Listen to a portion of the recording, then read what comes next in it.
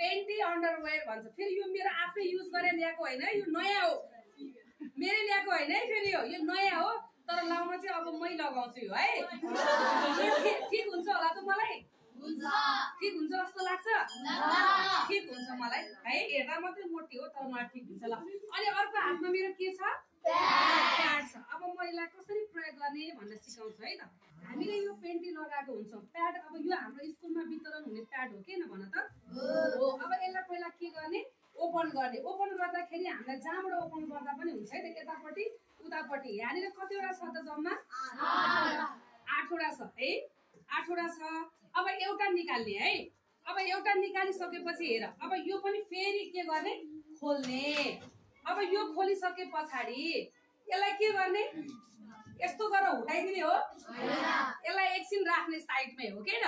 यो त पेन्टी त हामीले लगाइरहेको हुन्छौँ अथवा खोलेर गर्दा पनि हुन्छ। अनि पहिला सुरु कहाँको टेप निकाल्ने? यहाँनिर पनि टेप छ, पातलो टेप छ, पछाडि नि छ हो किन? टाँसिने च्याप च्याप वाला टेप छ होइन, अट्याच छ। अब पहिला के गर्ने? पछाडिको निकाल्ने हो। अगाडिको निकाल्दा नि हुन्छ, पछाडिको निकाल्दा नि हुन्छ, केही फरक पर्दैन है त।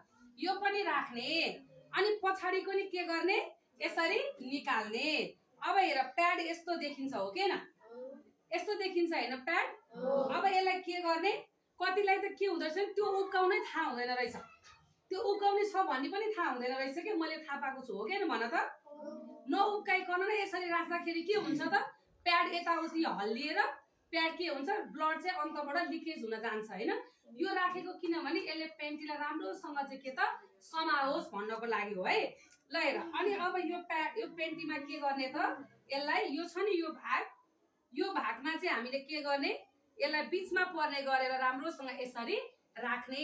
अनि यहाँनिर यसलाई टास्ने कुरा छ हो किन? हेर त यहाँ यो टाँसिसक्यो हो किन? यतापट्टि पनि टाँसिसक्यो हो किन? अब यसले के गर्ने? यतापट्टि यसरी फोल्ड गर्ने, टसाउने। अब यसले पनि यतापट्टि के गर्ने? टसाउने। टसाएपछि यो हेर त, अब के गरे पनि यो झर्छ? के गरे पनि यो झर्छ? झर्छ त हेर त। किन झरेन भन्दा यो राम्रोसँग के गरेको छ? हामीले टाँसिएको छ हो किन? अनि त्यसपछि यसलाई के गर्ने? अब यसरी यसरी के गर्ने? लगाउने।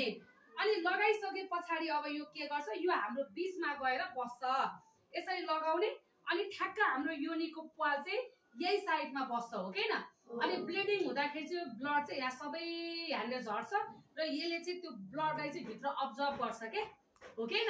अनि त्यसपछि अब यो राखियो। अनि अब कति घण्टा पछि चेन्ज गर्ने? 4 देखि 6 घण्टा पछि अब के गर्ने? फुकाल्ने। कहिले कहिले यताउति हुँदा ब्लडहरू यताउति लाग्न सक्छ है पेन्टीमा। अनि त्यो बेलामा प्याड मात्रै हामीले चेन्ज गर्ने कि पेन्टी पनि चेन्ज गर्ने? एकछिन काबु सुशीला।